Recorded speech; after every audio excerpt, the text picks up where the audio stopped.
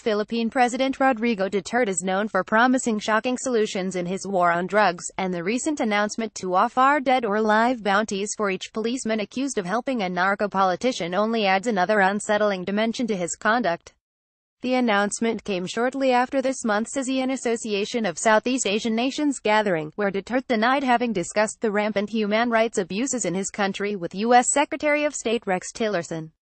The Daily Brief must reads from across Asia directly to your inbox. Human rights groups and the international community have been rightfully skeptical of the U.S. administration's willingness to engage with Duterte on rights abuses, particularly given the U.S.-Philippine partnership in fighting a militant insurgency in the south of the country.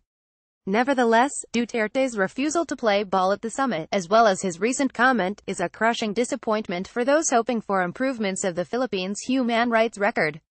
Though upsetting, it was clear from the beginning that Duterte was unlikely to be deterred, having so far proved impervious to criticism.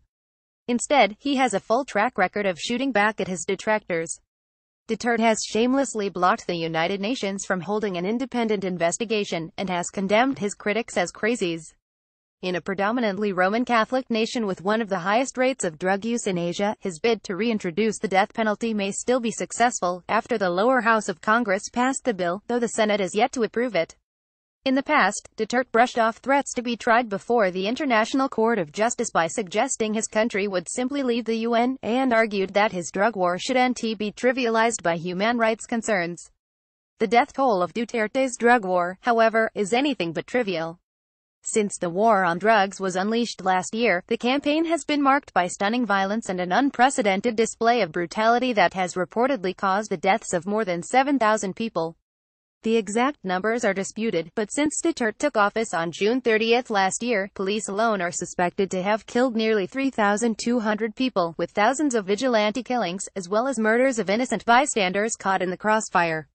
During his election campaign, Duterte was known to boast that under his rule, the fish in Manila Bay would grow fat from the bodies of drug dealers in the water. It turns out his comments were far from mere shock tactics. 1 year on, fishermen have confirmed that bodies have indeed been dumped into Manila Bay. As his campaign continues uninterrupted and his popularity remains high, Duterte has no incentive to end the bloodshed.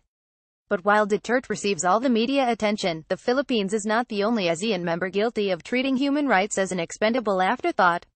Largely ignored, the Muslim Rohingya in Myanmar face discrimination and pervasive violence at the hands of the country's Buddhist majority. Despite receiving far less press attention for their plight, the Rohingya have often been labeled the most persecuted minority in the world, unable to claim citizenship in Myanmar, where 1.1 million of them live in Rakhine State, or elsewhere in the region. The group is fleeing in growing numbers to nearby Malaysia, Indonesia or Thailand. In the first quarter of 2015, more than 25,000 people boarded boats to escape across the Bay of Bengal.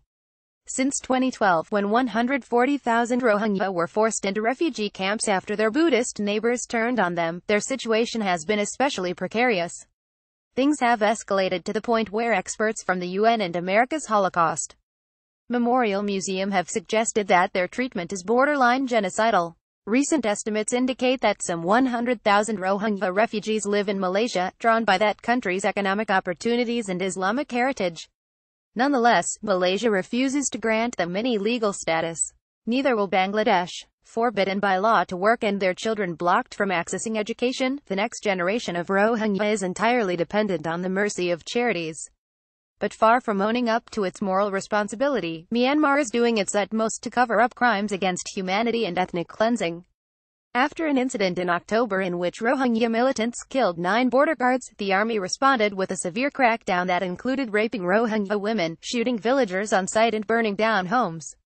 While a Myanmar government inquiry, unsurprisingly, concluded that these events have not occurred, the effects of such indiscriminate cruelty are very real, leaving Rohingya women traumatized, stigmatized, and forced to fend for themselves. In that they share a similar fate with the Lai Dahan in Vietnam, another outcast demographic on the fringes of society. Being of mixed Korean-Vietnamese ethnicity and the result of brutal sexual assaults by South Korean soldiers, this is one of the great untold stories of the Vietnam War. As many as 30,000 of these people live in Vietnam, abandoned by their South Korean fathers, and, despite repeated appeals, Seoul has refused to acknowledge any wrongdoing in this chapter of its history. What's more, South Korea continues denying this group the necessary acknowledgement that would allow for justice and true resolution. Insofar as moral responsibility is concerned, the governments of both South Korea and Myanmar fall short of Asean principles. Indeed, as Asean celebrates its 50th anniversary this month, the victimization of targeted demographics, be they suspected drug addicts or minorities, make it clear that the organization still has a long way to go in terms of ensuring just rule of law and protecting human rights. ASEAN was founded to promote free trade and economic cooperation, and this should remain its core focus. But its leaders would be short-sighted to forget ASEAN's other founding principles: political stability, good governance and civil liberties. Without these, the region will never truly prosper. Asia Times is not responsible for the opinions, facts or any media content presented by contributors. In case of abuse, click here to report. Continue reading.